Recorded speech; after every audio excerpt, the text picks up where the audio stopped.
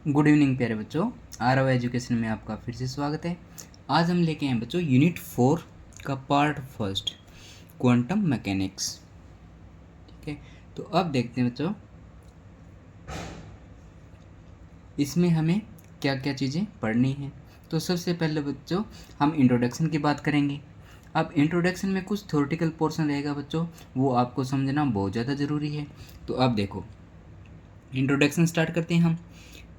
The many of the phenomena were explained by Newton's law of motion and Maxwell electromagnetic wave theory।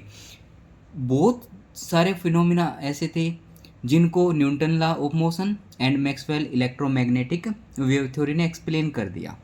तो इसमें क्या है बच्चों, former were use to explain the motion of bodies. जो Newton law है वो motion of bodies को explain करता है, और जो हमारा मैक्सवेल इलेक्ट्रोमैग्नेटिक वेव थ्योरी है वो एक्सप्लेन करती है बच्चों फिनोमिना जितने भी हैं रिलेटेड टू एनर्जी। एनर्जी से जितने भी फिनोमिना रिलेटेड है उसने उस चीज़ को किसने एक्सप्लेन किया, मैक्सवेल इलेक्ट्रोमैग्नेटिक वेव थ्योरी। ठीक है, इसके बाद चलते हैं बच्चों कुछ इंपॉर्टेंट पॉइंट्स और डिस्कस करने हैं हमें। तो ये देखो 10 the branch of science based upon Newton's law of motion and Maxwell electromagnetic wave theory to explain such phenomena related to motion and energy is called classical mechanics। कहते हैं जी quantum mechanics क्या है, ये साइंस की एक ऐसी शाखा है जो हमें मोशन एंड एनर्जी से रिलेटेड फिनोमेना को एक्सप्लेन करवाती है। ठीक है, इसी को हम क्या बोलते हैं बच्चों, क्लासिकल मैकेनिक्स। ठीक है, अब कहते हैं जी क्लासिकल मैकेनिक है वो फेल क्यों हुई, फेलियर का रीज़न क्या है क्लासिकल मैकेनिक्स का। तो कहता है जी it is only applicable to macroscopic bodies. ठीक है, ये बड़ी बॉडीज़ के लिए एप्लीकेबल थी, बट जो स्मॉल बॉडीज़ होती हैं उनको ये एक्सप्लेन नहीं कर पाई। It fail when apply to microscopic body, जो बिल्कुल छोटी बॉडीज़ होती है उन पे ये अप्लाई नहीं हुई। जैसे इलेक्ट्रॉन पे ये अप्लाई नहीं हुई, प्रोटॉन पे अप्लाई नहीं हुई, एटम्स एटसेट्रा एटसेट्रा पर ये अप्लाई नहीं हुई।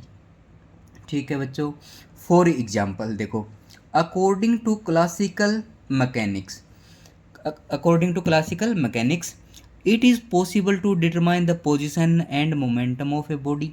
क्लासिकल मैकेनिज्म कहती है भी हम position and momentum of a body को एक्सप्लेन कर सकते हैं या डिटरमाइन कर सकते हैं, but this is contradicted by Heisenberg uncertainty principal.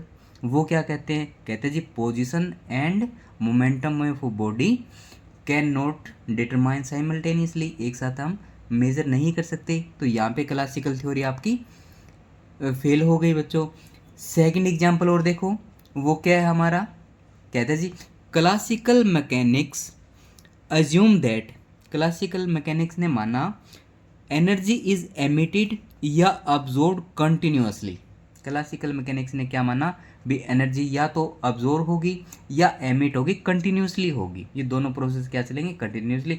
अगर एमिट हो रही है तो कंटिन्यूसली एमिट होगी, अब्जॉर्ब हो रही है तो कंटिन्यूसली अब्जॉर्ब होगी। ठीक है, बट प्लैंक क्वांटम थ्योरी आई उसके बाद, इसने क्या कहा, energy is emitted, energy emit तो होगी एंड अब्जॉर्ब भी होगी, बट वो कंटिन्यूसली नहीं होगी, वो क्या होगी, डिस्क्रिएटली। क्या होगी बच्चों, discretely in the form of packet. Packet की फॉर्म में या तो वो अब्जॉर्ब होगी या वो एमिट होगी, और उन्हीं पैकेट को हम क्या बोलते हैं बच्चों, क्वांटा। उन्हीं पैकेट को हम क्या बोलते हैं, क्वांटा। तो ये तो था बच्चों journal introduction for quantum mechanics, जिसमें हमने सबसे पहले बात की क्लासिकल मैकेनिक्स की। ठीक है बच्चों, आई बात समझ में। तो ये तो था हमारा छोटा सा part introduction to quantum mechanics. ठीक है, नेक्स्ट वीडियो में हम लेके आएंगे बच्चों, हमारा फर्स्ट टॉपिक रहेगा black body and black body radiation. दोनों चीज़ों को हम अच्छे से एक्सप्लेन करेंगे। तो ऐसी छोटी छोटी वीडियो देखने के लिए चैनल को ज़रूर सब्सक्राइब करें प्यारे बच्चों। Thank you so much.